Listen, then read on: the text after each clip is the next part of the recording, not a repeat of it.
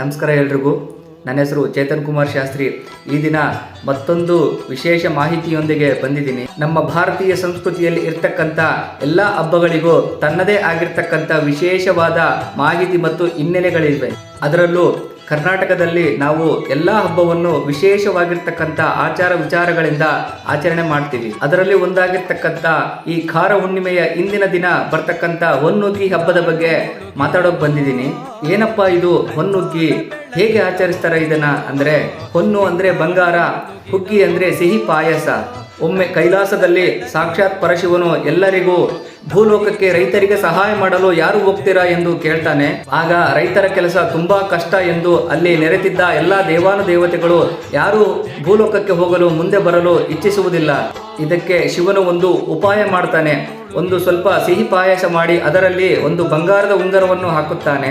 ಈ ಪಾಯಸದಲ್ಲಿ ಇರ್ತಕ್ಕಂಥ ಈ ಬಂಗಾರದ ಉಂಗುರ ಯಾರ ತಟ್ಟೆಯಲ್ಲಿ ಬೀಳುತ್ತೋ ಅವರು ಭೂಲೋಕಕ್ಕೆ ಹೋಗಿ ರೈತರಿಗೆ ಸಹಾಯ ಮಾಡಬೇಕು ಎಂದು ಹೇಳ್ತಾನೆ.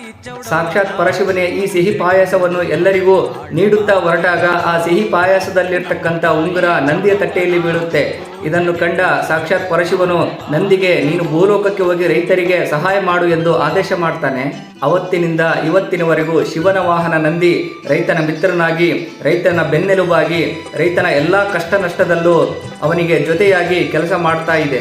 ಇದೇ ಕಾರಣಕ್ಕೆ ನಮ್ಮ ಉತ್ತರ ಕರ್ನಾಟಕದಲ್ಲಿ ಹೊನ್ನುಗ್ಗಿ ದಿವಸ ಬೆಳಿಗ್ಗೆ ಎತ್ತುಗಳನ್ನು ಚೆನ್ನಾಗಿ ತೊಳೆದು ಅಲಂಕರಿಸಿ ಪೂಜೆ ಮಾಡಿ ಬಂಗಾರದ ಉಂಗುರವನ್ನು ಹಣೆಗೆ ಕಾಲಿಗೆ ಮುಟ್ಟಿಸಿ ನಮಸ್ಕರಿಸುತ್ತಾರೆ.